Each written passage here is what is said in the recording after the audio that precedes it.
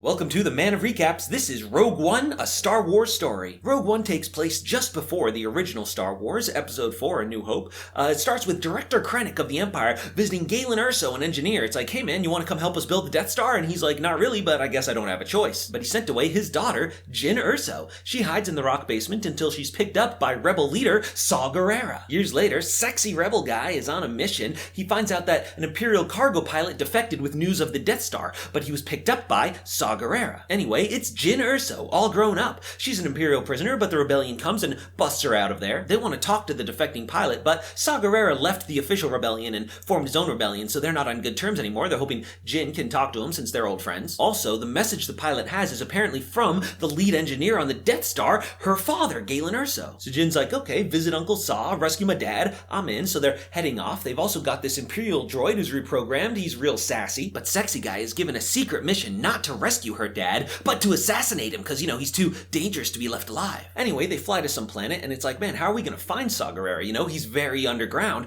Boom, explosion, an Imperial convoy attacked. It's Saw Gerrera's men, so our people join in the fight. They end up captured, but this guy's like, let him go. Oh, he's a blind monk type and he's got super daredevil hearing, so he's all like, boom, kicking butt, yeah. He's got a friend and sidekick whose name I think is Big Gun Guy. Anyway, they're taking to see Saw Gerrera, who plays back the message from Jyn's father. He's like, hey, what's up? I've secretly built in a weakness to the Death Star, but I can't just tell you what it is here. The data's too big. You have to go in and steal the plans yourself. Meanwhile, at the Death Star, it's a CGI Commander Tarkin. He's talking to Director Krennic, who is in charge of building the Death Star, and it's like, man, does your thing even work? It's like, oh, I'll show you it works. Watch this. Fire the lasers. Pew, pew, pew. Boom. Explodes just a little bit, not the whole planet. Jyn's like, come on, let's go. But Saw's like, it's too late. Save yourselves. So they run out of there and fly off. So I was like, I probably could have made it if I ran. So they fly out of there, and Tarkin's like, hey man, nice Death Star. Krennic's like, yeah, thanks. I'm taking it now. It's mine. What? That's BS. So he runs out of there. The good guys go down to Rainy Planet, where the engineering lab Galen Erso works at is. Sexy Guy's going to assassinate him, but he decides not to. He's like, I can't do that to Jyn.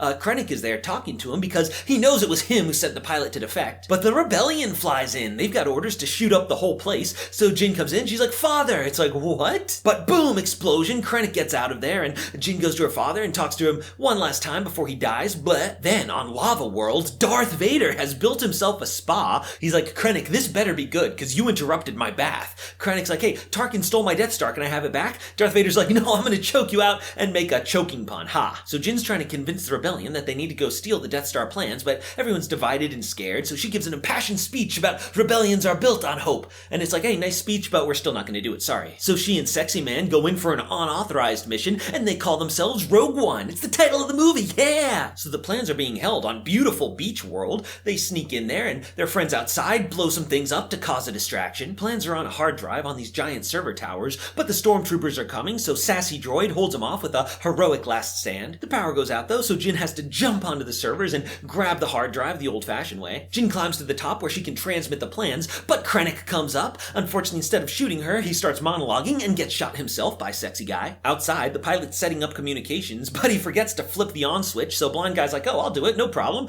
Wait a minute, it kind of sounds like people are shooting at me. He turns it on, but then immediately dies, and his friend Big Gun Guy has a last stand and dies too, and the pilot talks to the rebellion like, hey man, we need your help right now, and then he dies as well. But the rebellion fleet shows up, led by Admiral Akbar's blue brother. Problem is, there's a planet-wide shield, so they can't get in. So Admiral Sokka has a plan, airship slice! They crash the one ship into this Star Destroyer and crash it into the other one, and it falls down in space for some reason and explodes the shield. With the shield down, Jyn's able to transmit the plans up to them. Krennic's still alive, and he sees that the Death Star has come here. Tarkin's like, hey, this is gonna be hilarious. Aim directly for Krennic.